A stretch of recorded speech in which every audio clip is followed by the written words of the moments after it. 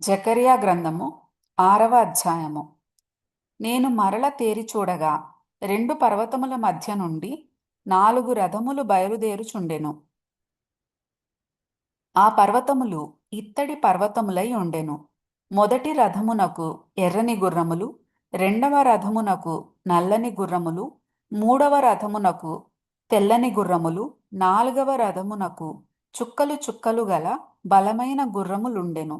నా ఏలినవాడా, ఇవేమిటి అని నాతో మాటలాడుచున్న దూతను నేనడుగగా, అతడు నాతో ఇట్లనెను, ఇవి సర్వలోకనాథుడగు యెహోవా సన్నిధిని విడిచి బయలువెళ్ళు ఆకాశపు చతుర్వాయువులు. నల్లని గుర్రములున్న రథము ఉత్తర దేశములోనికి పోవునది. తెల్లని గుర్రములున్న రథము వాటి వెంబడి పోవును.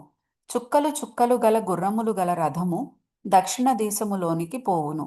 బలమైన గుర్రములు బయలువెళ్ళి లోకమంతటా సంచరింప ప్రయత్నింపగా పోయి లోకమందంతటా సంచరించుడని అతడు సెలవిచ్చెను గనుక అవి లోకమందంతటా సంచరించుచుండెను. అప్పుడతడు నన్ను పిలిచి, ఉత్తర దేశములోనికి పోవు వాటిని చూడుము. అవి ఉత్తర దేశమందు నా ఆత్మను నెమ్మది పరచునని నాతో అనెను. మరియు యెహోవా వాక్కు నాకు ప్రత్యక్షమై సెలవిచ్చినదేమనగా, చెరపట్టబడిన వారిలో బబులోను నుండి వచ్చిన హెల్దయి, టోబియా, యదాయా అనువారు జెఫన్యా కుమారుడగు యోషియా ఇంట దిగియున్నారు.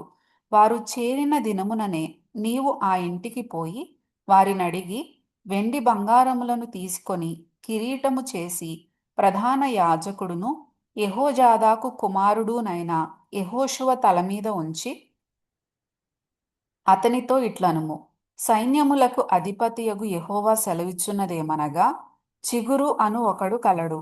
అతడు తన స్థలములో నుండి చిగుర్చును.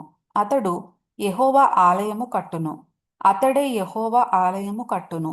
అతడు ఘనత వహించుకొని సింహాసనాసీనుడై ఏలును. సింహాసనాసీనుడై అతడు యాజకత్వము చేయగా ఆ ఇద్దరికి సమాధానకరమైన యోచనలు కలుగును.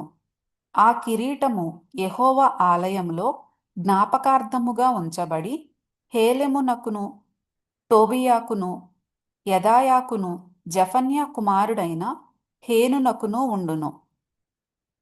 దూరముగా ఉన్నవారు వచ్చి యెహోవా ఆలయమును కట్టుదురు. అప్పుడు యెహోవా నన్ను మీ యొద్దకు పంపెనని మీరు తెలిసికొందురు. మీ దేవుడైన యెహోవా మాట మీరు జాగ్రత్తగా ఆలకించిన ఎడల ఈలాగు జరుగును.